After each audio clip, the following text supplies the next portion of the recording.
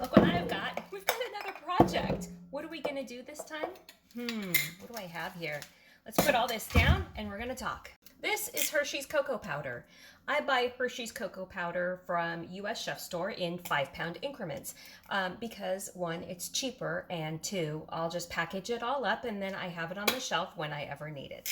So I needed some and this is it. But however, I'm going to suck the air out, but it's a powder. I know some of you say you put a cupcake liner in there and then you suck it up.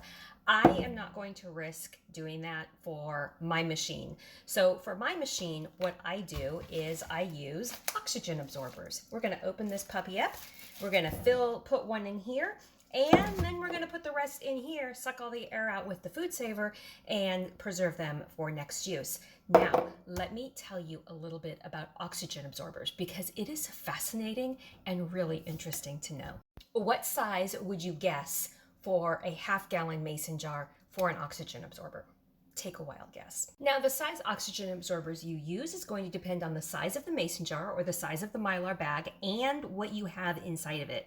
Say a half-gallon mason jar, I had beans, legumes, kidney beans, or whatever, I would use 150 cc's. But say I have flour, which this is a flour-like consistency, I would have 200 cc's. You start looking at the size, you can start telling what you're gonna need. I'm actually gonna put 300 cc's in here, not because I wanna go overboard, which is always good. You know me, I like to go overboard. But because that's all I have is 300 cc's. I still haven't ordered my 200 cc's. So let's get this open. I happen to have a single little package. I'm going through all of my packages and I happen to have one. Remember, when I open a package, I always reseal it really quick in a package.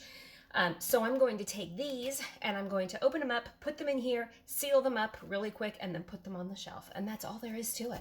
Now, once you expose these to the air, they do start to use and they start to eat all of the oxygen in the air. Like, look, it's eating the oxygen. You just stick them in and plump it down. Make sure you have a good seal, and then that's it. Look, I'm done.